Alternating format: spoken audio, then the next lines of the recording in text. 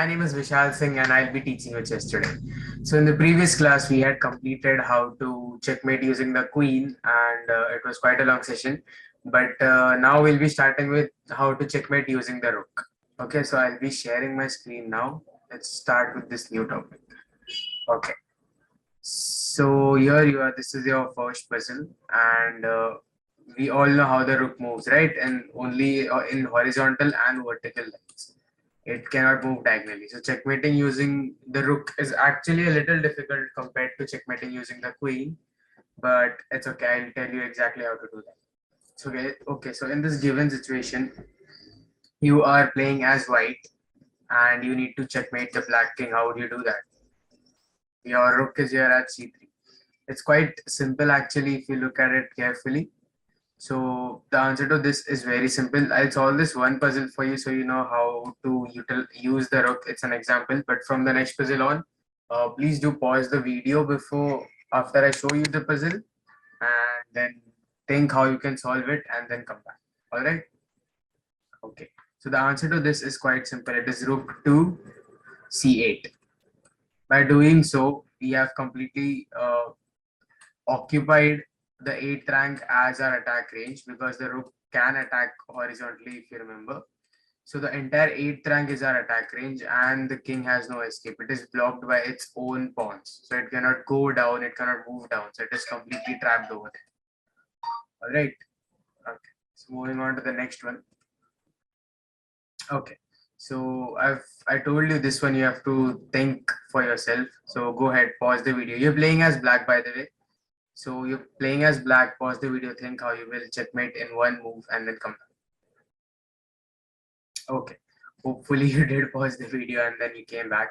The answer is again quite simple. It is rook to h1. How? See, once you play rook to h1, the entire first rank is your attack range, the attack range of your rook. It is laser beaming the entire first rank. So the king moving to d1 or f1 is pointless. Even if it moves to d1 or f1, it will still be under check and that would be an illegal move. The reason it cannot move up is because of your king, because your black king is occupying these three blocks as the attack range as well. So d2, e2 and f2, it cannot move to any of those blocks. Okay. All right. Moving on to the next one. Okay, so you are playing as white in this one again. Go ahead, pause the video, come back. Let's see if you got this one. All right.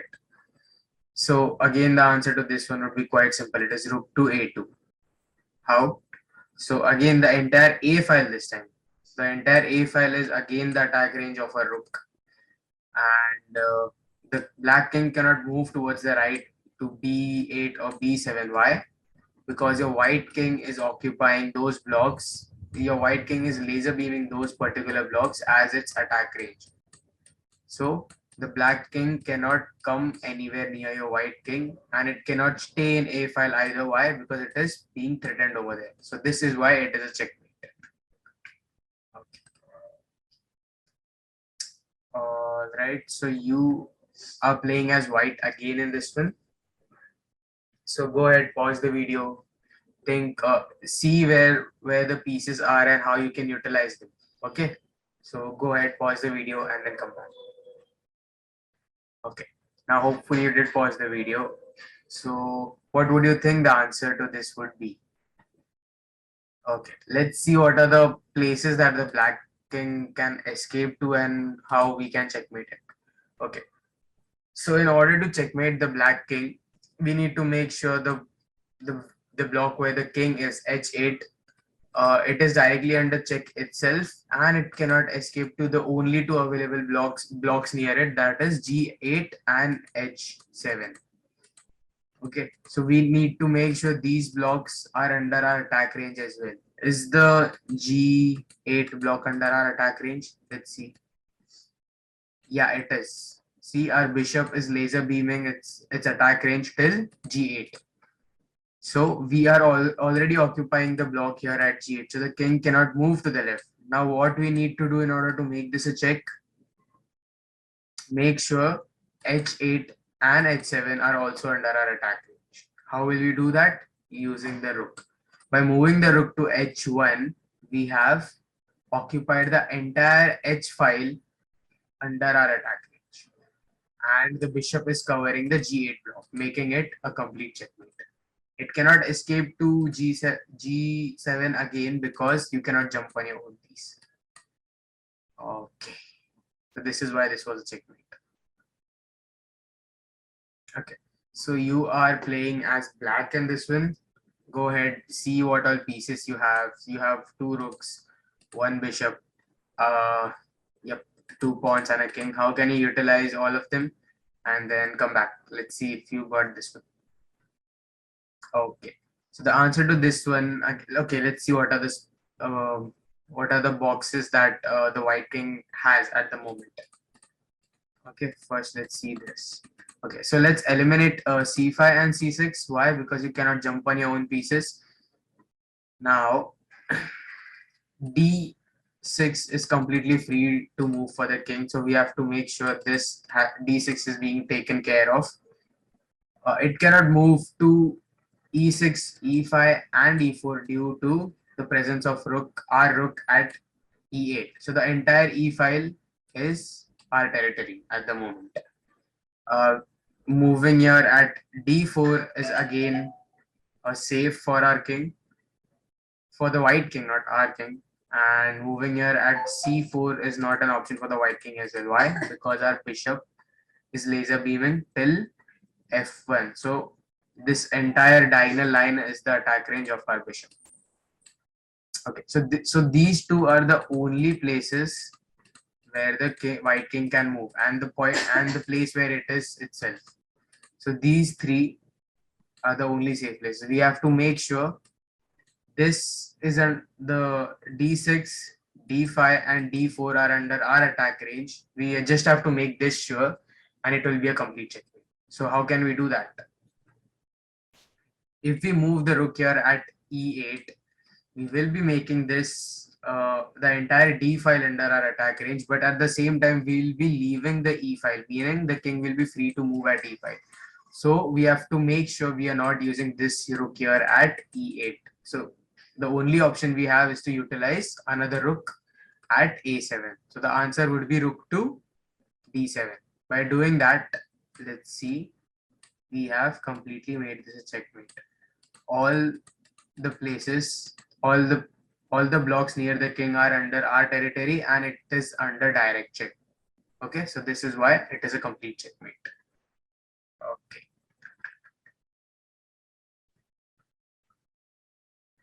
So you are playing as black in this one.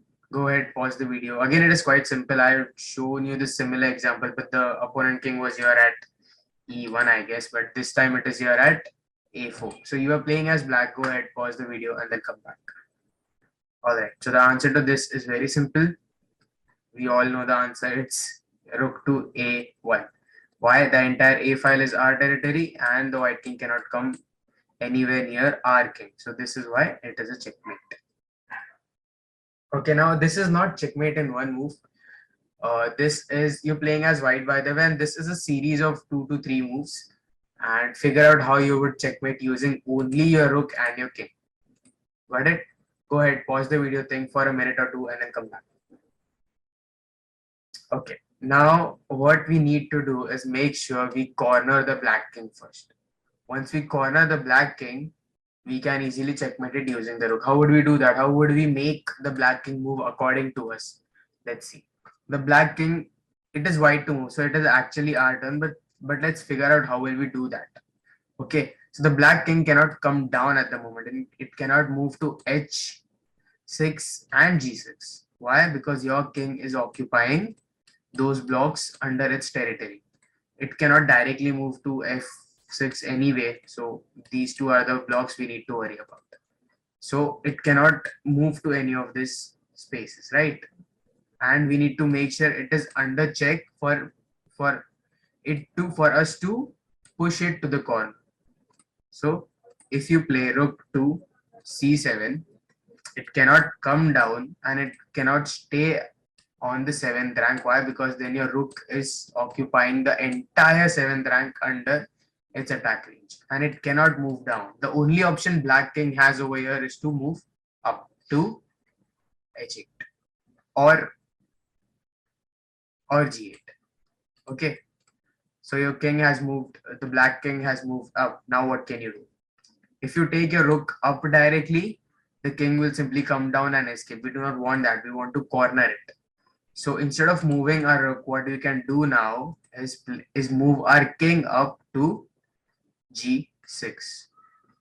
Now let's see, is there any option for the black king to move? It cannot go out of the chessboard.